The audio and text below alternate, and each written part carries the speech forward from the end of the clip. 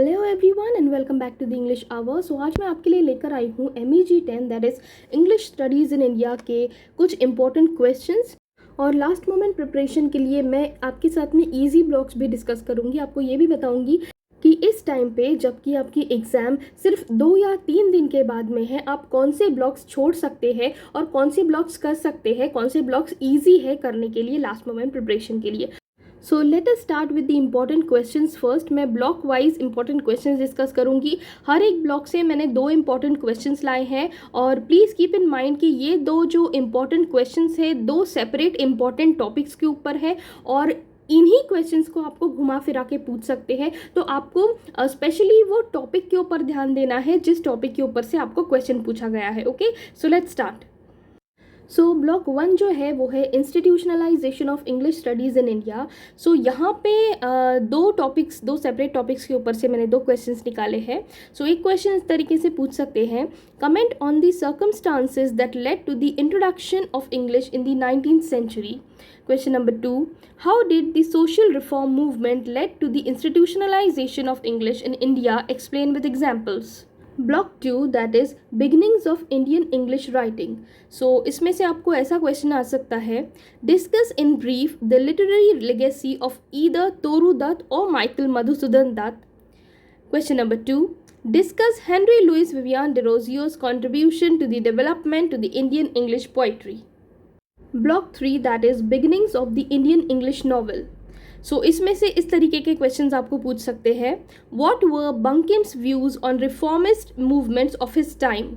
Question number 2, discuss the melodramatic elements in Rajmohan's Wife. Block number 4 that is different Englishes. इनमें से आपको इस तरीके के क्वेश्चंस आ सकते हैं जैसे, how can English be nativised, will this affect the prestige status of the language, analyse. Number 2, explain the process of evolution of English as a world language. So next block is block 5 that is problems of teaching and learning English literature. So question number 1 would come like, discuss the various stages of tele. Question number 2, discuss the objectives of English studies in India before and after independence.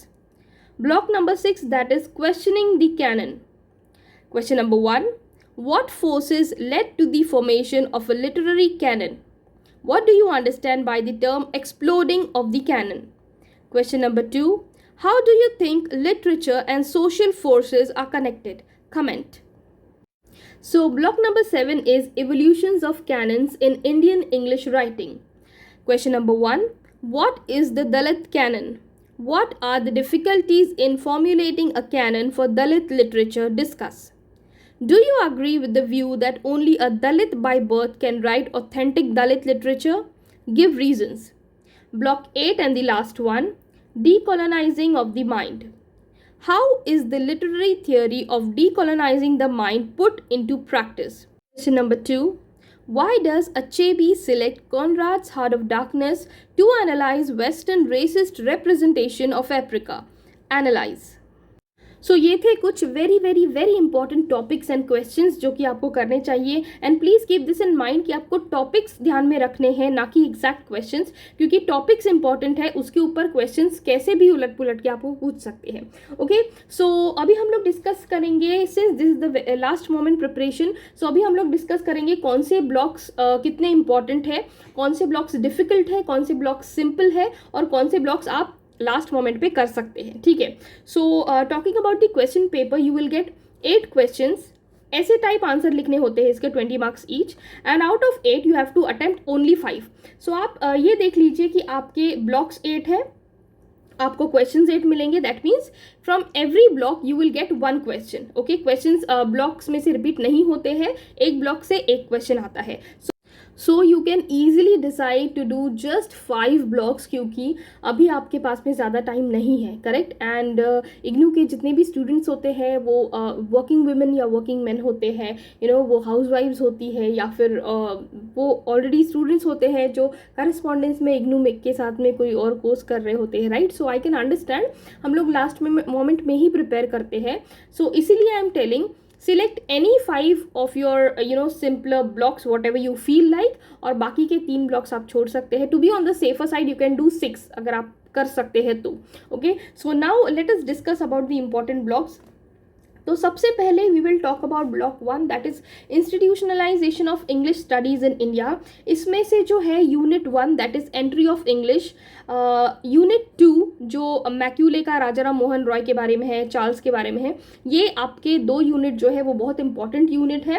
And आपको ऐसा लग रहा होगा ये block के ऊपर से कि ये बहुत डिफिकल्ट है, लेकिन नहीं, बहुत ईजी है। आपको आप 1-2 बार पढ़ लेंगे, आपको अच्छे से समझ में आ जाएगा। तो ये जो ब्लॉक है ना वो ईजी कंसीडर करो, बस 1-2 बार पढ़ने की देरी है, इसको इजी कंसीडर करो और ये ब्लॉक आप करके जाओ। ये इंपॉर्टेंट के साथ साथ इजी भी है। So let's talk about block number 2 that is beginnings of Indian English writing.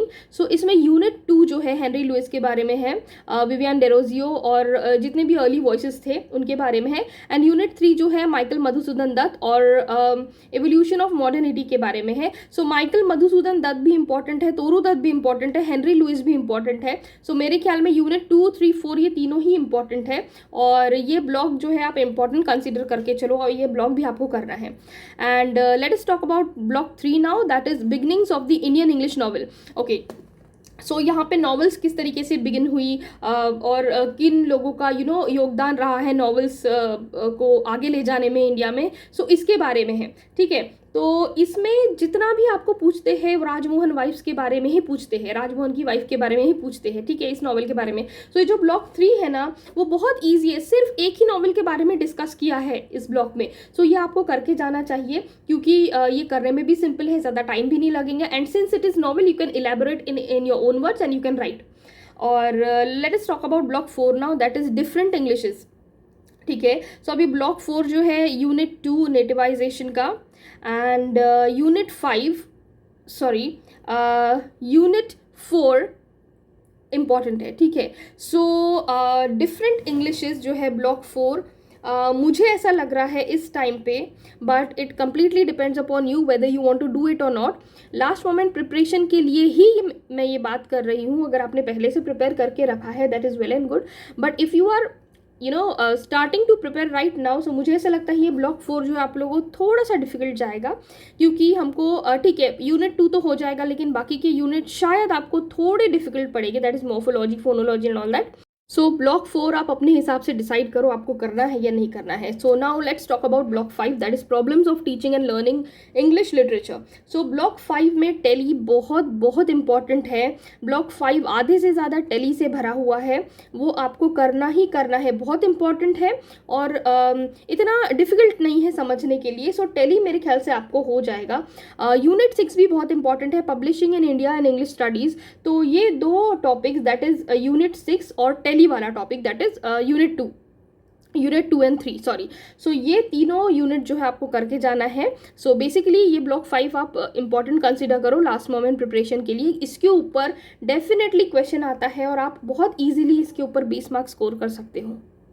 Late us talk about block 6 that is questioning the canon. Questioning the canon भी it is not that important और ये last moment preparation के लिए I do not think it would be a good idea to do this, but again it depends upon you. So block number 6 में unit 2 that is the rise of English and issues concerning the canon important है।